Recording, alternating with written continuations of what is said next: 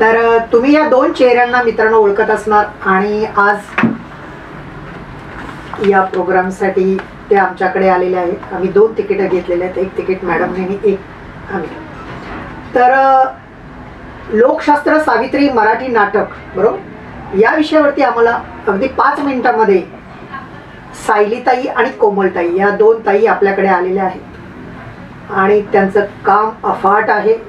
त्यांची नाटकं पूर्ण महाराष्ट्रामध्ये गाजत आहेत आणि सामाजिक स्तरावरती प्रचंड शक्तिशाली नाटकं त्यांनी आज या महाराष्ट्राला दिलेली आहेत. ही त्यांची खरी ऐतिहासिक अशी ओळख आहे आणि ह्याचा इतिहास होणार आहे. आणि ज्यावेळी आम्ही संविधानाचे सैनिक पूर्ण महाराष्ट्रामध्ये निर्माण करतो त्याला पोषक असं ही नाटकं आहेत. सामाजिक जाणीवा ते निर्माण करत आहेत आणि प्रचंड शक्तिशाली अशा या महिला आहेत.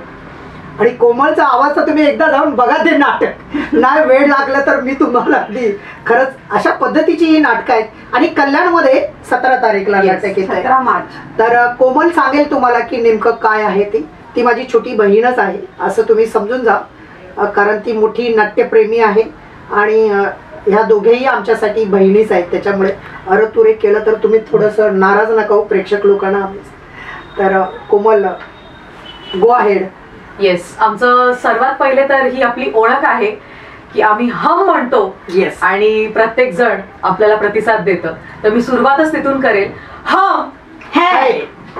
नमस्कार, मी रंगकर्मी कोमल खामकर, थिएटर ऑफ रेलेव्हन्स या नाट्य तत्वाची अभ्यासक, प्रयोगकर्ता आणि परफॉर्मर. आज आपल्या सर्वांसमोर आम्ही पुन्हा एकदा संवाद साधण्यासाठी आलो आहोत आणि हा संवाद आहे सत्याचा, सत्य शोधण्याचा. हो, असं आपण ऐकतो, असं म्हटलं जातं की सत्य कडू असतं, कटू असतं, पण त्या सत्याचा शोध घेणं खूप गरजेचं आहे. कारण आज असत्याचा बोलबाला आहे.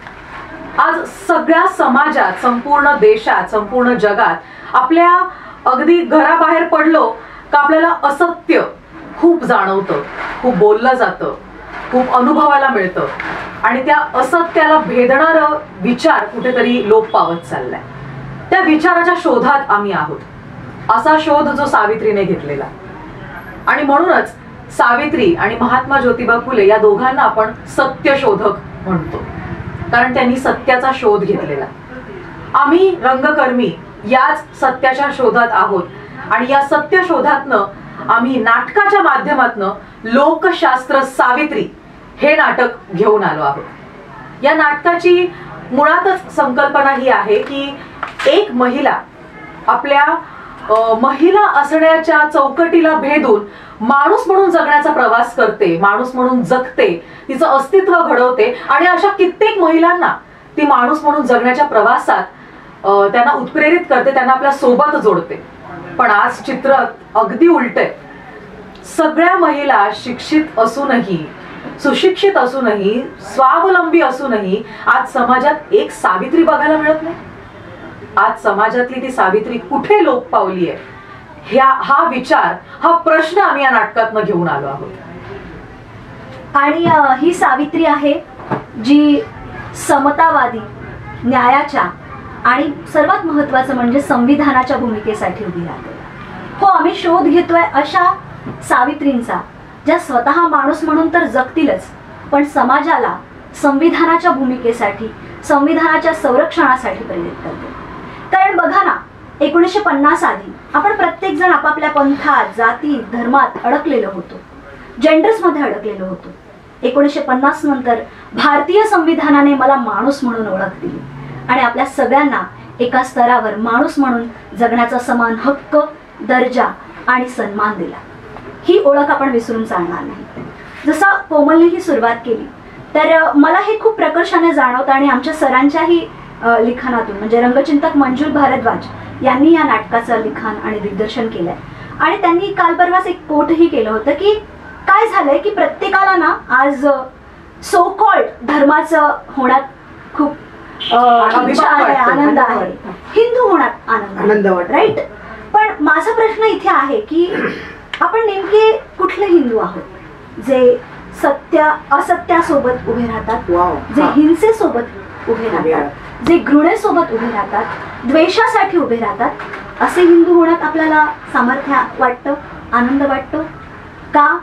असे हिंदू जे संविधानासाठी, देशासाठी, न्यायासाठी, हक्कासाठी, समानतेसाठी उभे राहतात. आणि या सगळ्याच्याही सखोल जर गेलं तर सत्याची जशी सुरुवात केली तर आज बघा ना, आपल्या आसपास आपल्याला दिसतं की खरं काय आहे, खरं कसं आहे आणि काय चाललं आहे.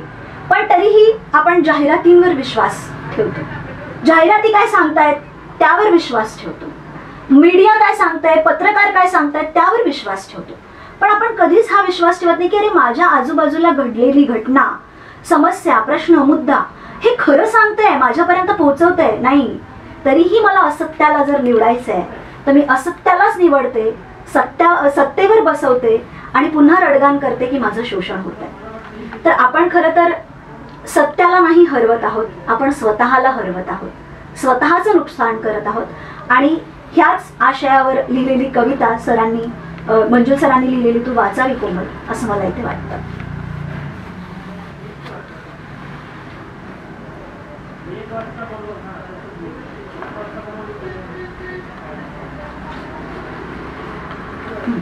झूठ. मंजुल भारद्वाज, आपके आसपास सच पसरा हुआ है, आपके आसपास सच पसरा हुआ है, आप उस पर यकीन नहीं करते. आपके आसपास सच पसरा हुआ है लेकिन आप उस पर यकीन नहीं करते. आप मीडिया के जयकारे पर यकीन करते हो. आप अपनी जिंदगी के सच पर नहीं, विज्ञापन के झूठ पर यकीन करते हो. इसलिए सत्य हार रहा है, झूठ जीत रहा है. क्योंकि लोग कोई और नहीं, आप हो. लोग कोई और नहीं, आप हो. जब आप ही झूठ को चुनते हो तब सत्य कैसे जीतेगा? जब आप ही झूठ को चुनते हो तो सत्य कैसे जीतेगा? बर्बादी सत्य की नहीं, आपकी हो रही है. अपने सत्य से आंख मिलाओ, अपने सत्य से आंख मिलाओ.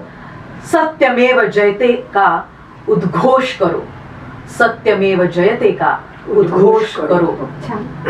खूप छान. आणि अशा पद्धतीने कल्याणमध्ये आपल्याला 17 मार्च 2024 सकाळी 11 वाजता अत्रे रंगमंदिर कल्याण, बरोबर ना, बरोबर. इथे हे नाटक होणार आहे आणि सगळ्यांनी आवर्जून जावं. अशा पद्धतीची तुम्हाला तिकीट मिळते. एक तिकीट किती? तेच मुळात मी याचीही संकल्पना स्पष्ट करेन की तिकीट हा शब्द ही व्यावहारिक किंवा म्हणतात ना कमर्शियल सो कॉल्ड दृष्टीने वापरला जातो. आम्ही याला सहयोगाची भूमिका देत आहोत. मला हे सांगायला खूप अभिमान वाटेल आपल्या प्रत्येकालाच की आम्ही गेल्या 11 वर्षापासून सतत सातत्याने समर्पित होऊन नाटकांची प्रक्रिया संपूर्ण भारत आणि भारताबाहेर घेऊन जात आहोत. थिएटर ऑफ रेलेव्हन्स या नाट्य सिद्धांताअंतर्गत आम्ही नाटकातून माणसाला माणूस करण्याची प्रक्रिया करत आहोत, त्याला उन्मुक्त करत आहोत. आणि त्यामध्ये आमची थेट भूमिका ही आहे की जसं अगदी साधी आठवण्याची माचीस जर आपण विकत घेतली, अगदी बरोबर, तर तरीही आपण देशाला टॅक्स देतो आणि त्या टॅक्सने देश चालतो. असं आपल्या प्रत्येकाच्या डायरेक्ट इनडायरेक्ट टॅक्सने देशाची पूर्ण कार्यप्रणाली चालत असते. तसंच आमचं नाटकांचंही आहे. आम्ही आमच्या प्रेक्षकांनाच आवाहन करतो की आम्हाला अशा सत्याच्या वाटेवर चालत मानवतेला अबाधित ठेवायचं आहे आणि त्यासाठी आम्ही नाटकाचे प्रयोग करत राहू. तुम्ही आमच्या सोबत आहात तर तुम्ही सहयोग करा, सहयोग द्या आणि नाटक पाहायला या. आणि जे नाटकाचं मूल्य असतं थिएटरवर, त्याच मूल्याला आम्ही स्वीकारून प्रत्येक व्यक्तीला आमंत्रित करतो. हो, आम्ही सहयोगाची भूमिका यासाठीही ठेवली आहे. ज्याला शक्य आहे त्याने त्याच्या परीने कॉन्ट्रीब्यूट करावं, ज्याला शक्य नाही त्यालाही आम्ही म्हणतो की तुम्हाला किती शक्य आहे त्या परीने तुम्ही कॉन्ट्रीब्यूट करा. पण नाटक फुकट दाखवणार नाही हे आमचं सिद्धांत आहे. तर सायलीने जे सांगितलंय ते कल्याणच्या सगळ्या प्रेक्षकांना माहिती आहे, कारण यांच्या पूर्ण ग्रुपवरती आमचं कल्याण जीवतोड प्रेम करतं. बरोबर, अगदी अगदी हे कल्याण पूर्णतः यांना डोक्यावरती घेतलेलं आहे. आणि एक सामाजिक जाणीव प्रत्येकांमध्ये जागृत करण्यामध्ये थिएटर ऑफ रेलेव्हन्सचे शुभचिंतक आणि प्रयोगकर्ता सगळे कामाला लागलेले आहेत. आणि मॅडम शुभेच्छा द्या जरा, कारण आमच्या संविधान सैनिक संघाच्या कार्याध्यक्ष आहेत डॉक्टर सुरेख, आणि नुकताच त्यांना रमाई पुरस्कार मिळालेला मिळालेला आहे. आहे. आणि ते पण रमाईच्या घरी जाऊन, त्यांच्या गावी आणि घरी जाऊन बाबासाहेबांच्या गावी आणि रमाईच्या गावी जाऊन आम्ही डोकं टेकवलं. आणि तो आमच्या जीवनातला खरंच, आणि त्यांच्या आदर्शावरती आम्ही दोघेही चालतो. आता आपल्या ज्या सावित्री आई आहेत, तर आम्ही ज्यावेळी सावित्री आईच्या वाड्यावर गेलो प्रत्यक्ष त्या वातावरणामध्ये, पुण्यामध्ये, आणि खरंच ते भारावून गेलो त्या वातावरणामध्ये. तर आम्ही दोघेही त्यांच्याच कार्यासाठी समर्पित असलेली सावित्रीची आणि ज्योतीची लेकरं आहोत. तर तुमच्या या सावित्रीला आमच्या खूप साऱ्या शुभेच्छा आहेत. तर आमच्या मॅडम आमच्या संघटनेच्या तर्फे तुम्हाला शुभेच्छा देते. जय संविधान. आज आपल्याकडे 2 सावित्रीच्या लेकी आली आहे. वा वा वा. आणि सावित्रीने जे कार्य केलंय, जी रूढी आणि परंपरांचं जे आपल्यावर ओझं होतं, गुलामी होती, आणि ती गुलामी बाहेर काढण्याचं काम आणि आपल्याला गुलामीतून बाहेर काढण्याचं काम जो सावित्री आणि बाबा ज्योतिबा फुलेंनी केलं आहे, तेच काम ह्या लेकी करतात आहे. त्यांचा वारसा पुढे घेऊन जातात आहे आणि लोकांना जागृत करतात सत्य असत्य काय आहे. आणि जी सावित्री होती त्या सावित्रीपासून त्या आधुनिक सावित्रीपर्यंत काय फरक पडतला ना, आजच्या सावित्री कडनं आपण काय अपेक्षा करतो आणि आजच्या सावित्रीने कसं राहायला पाहिजे आणि कसं समाजाचं उद्धार करायला पाहिजे, हे ह्या लेकींकडनं आपल्याला शिकायला मिळणार आहे, बघायला मिळणार आहे, अनुभवायला मिळणार आहे. तर माझी सर्वांना विनंती आहे की नक्की 17 मार्च हा दिवस ह्या लेकींसाठी ठेवायला पाहिजे. आपण बिलकुल कुठे जायचं नाही. 17 मार्च आपण या लेकींना देऊन, आपल्या संविधानाला देऊन, आपल्या विचारांना आणि आपल्या समाजाला देतो आहे, आपल्या भारताला देतो आहे. आणि असं समजून 17 मार्चला नक्की या, नाटक पहा. आणि ह्या दोन्ही लेकीला आमच्या दोघांचा संविधान सैनिक संघातर्फे, डॉक्टर मित्रा चॅरिटेबल ट्रस्ट तर्फे तुम्हाला खूप खूप शुभेच्छा, खूप खूप आशीर्वाद. आणि सगळ्यांना जय संविधान परत. आणि एकच सूचना, 17 मार्चला सकाळी 11 वाजता कल्याणला अत्रे नाट्यगृह येते. थँक्यू.